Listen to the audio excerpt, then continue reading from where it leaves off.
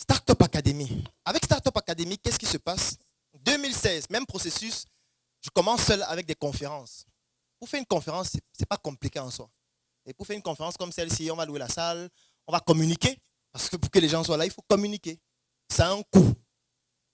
Maintenant, dès que les gens sont là, après la conférence qui est payante, à la fin, il y a une rentabilité que maintenant vous devez évaluer par rapport aux charges pour voir si c'est rentable. C'est ça qui peut vous permettre de continuer. Mais le problème qui se pose, c'est quoi? Prenons un cas de figure. Supposons que vous faites une conférence qui coûte 10 000 francs. Il y a 100 personnes, ça veut dire 1 million. Vous avez dépensé 700 000 pour l'organiser. Ça veut dire que vous avez eu des marges de combien? D'accord.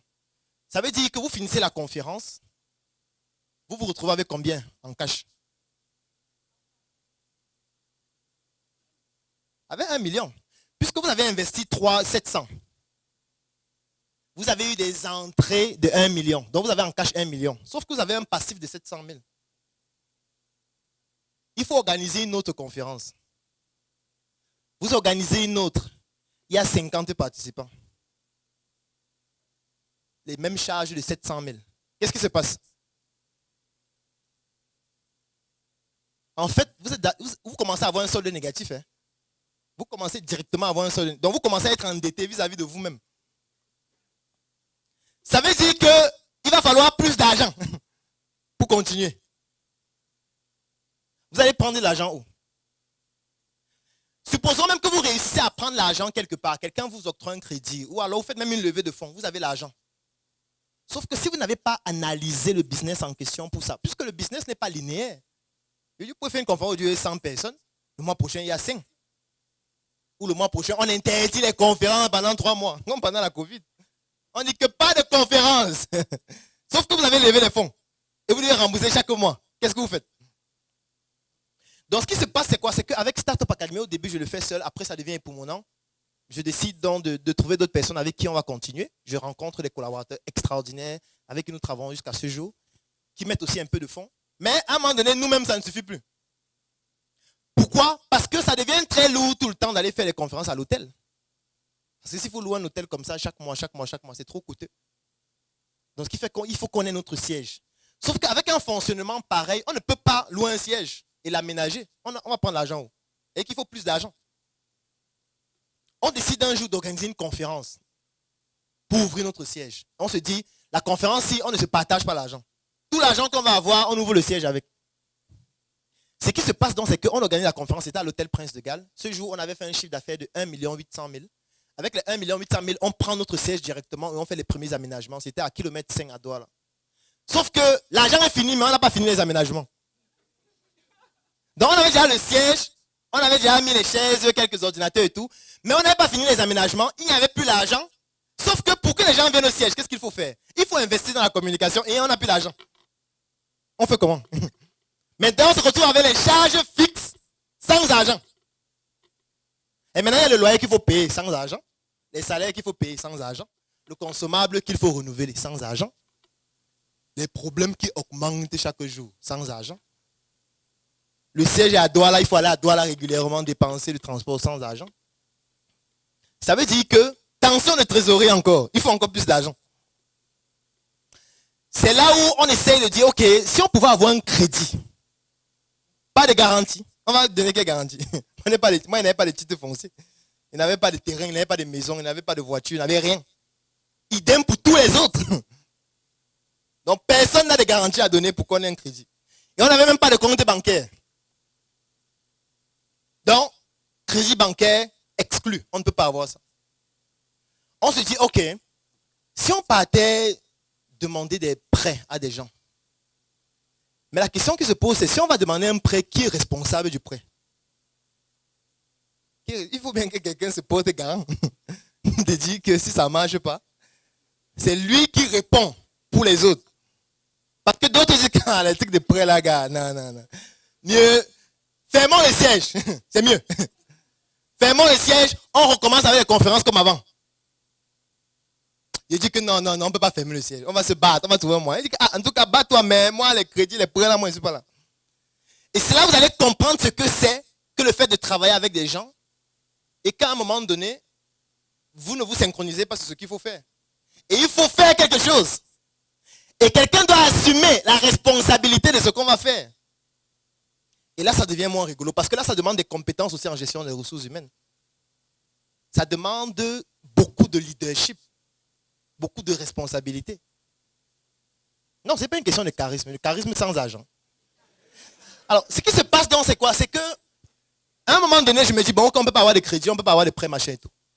J'ai voulu tester la tontine.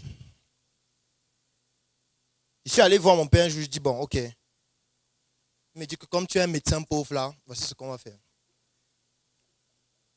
On va aller à la tontine des élites du village. Tu vas cotiser 2 fois. Parce que c'est chaque mois. Tu cotises 2 fois. Et puis la deuxième fois, je vais acheter la tontine pour que tu puisses avoir la trésorerie. On cotise 100 000 par mois.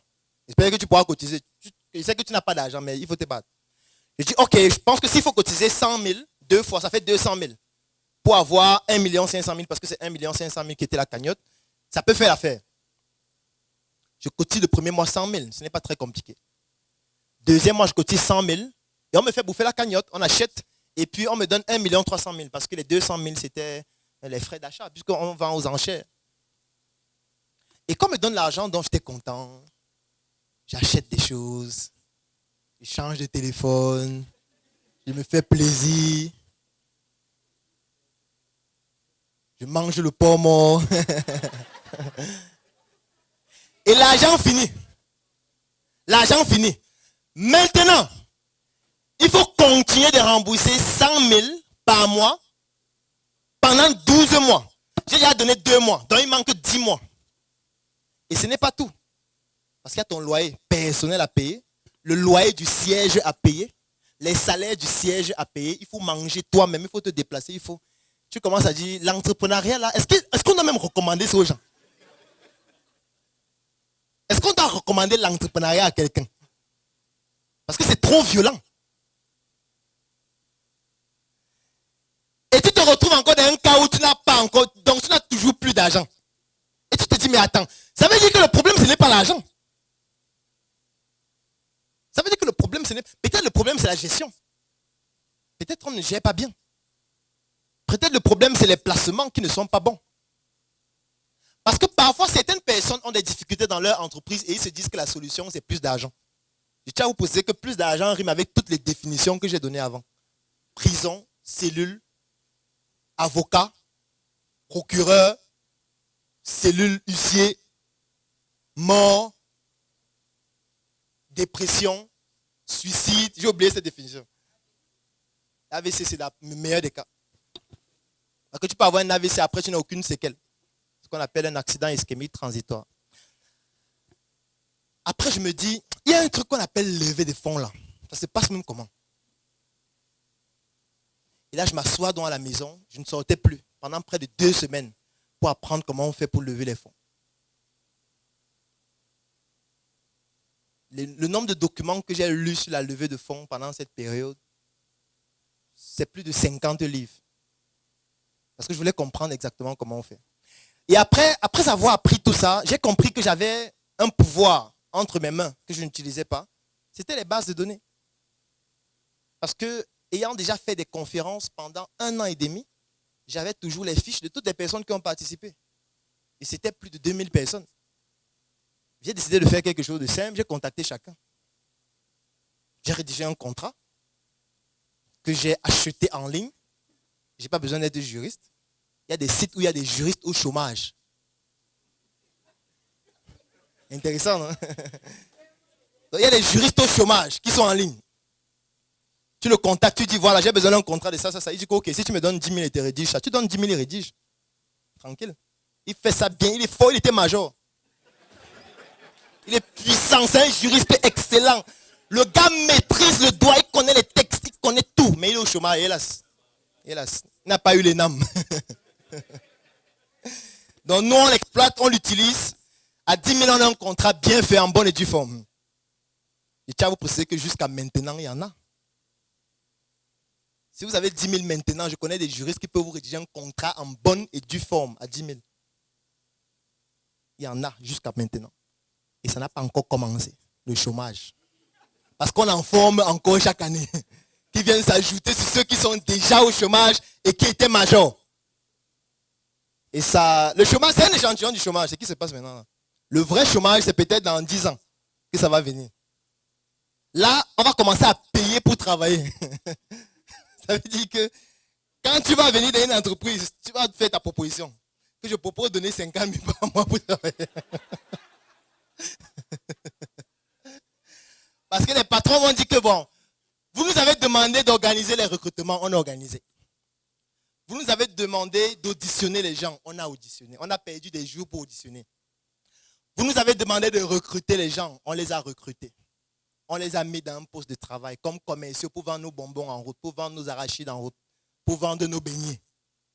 On leur a appris le travail, comment vendre, comment répondre à un client.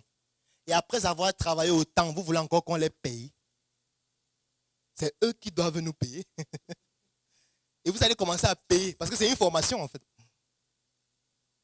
Donc, actuellement, les gens disent encore, non, ma prétention salariale. Le terme prétention salariale va disparaître. Il n'y aura plus ça.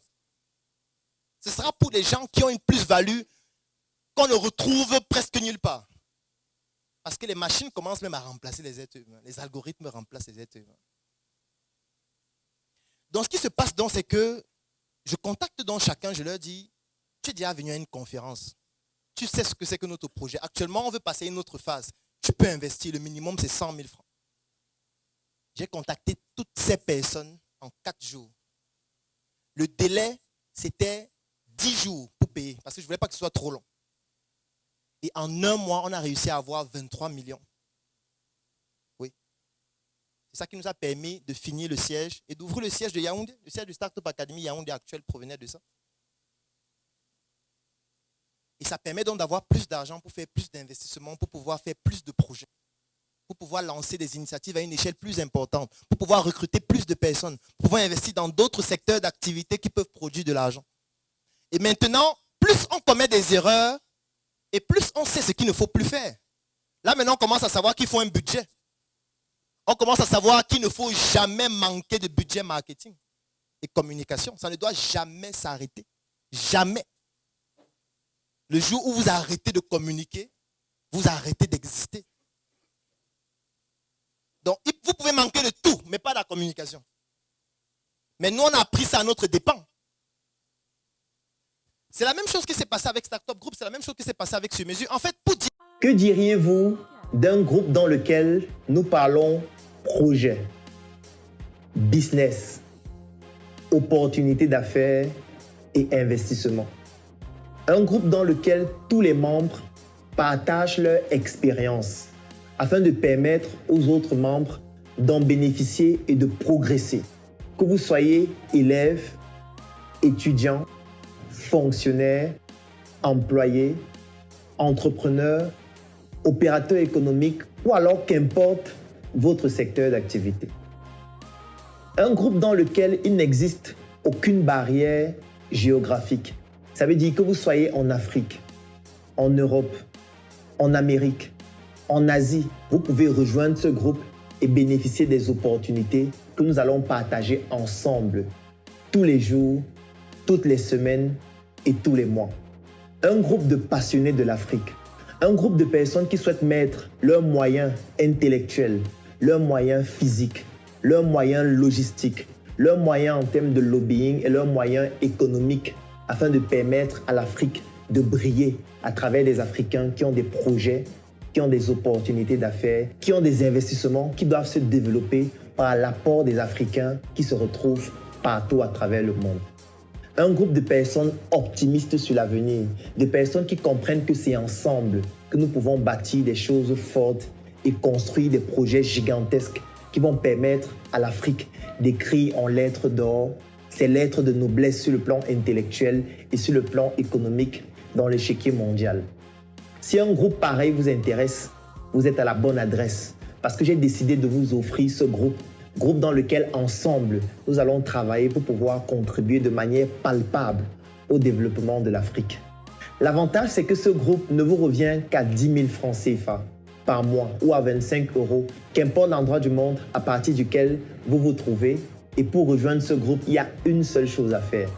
cliquez sur le lien qui est dans la description de cette vidéo et remplissez le formulaire qui va nous permettre de vous contacter afin de vous permettre de rejoindre ce groupe. À très bientôt dans notre groupe des Africains qui rêvent, des Africains fous qui se mettent ensemble pour réaliser des choses folles.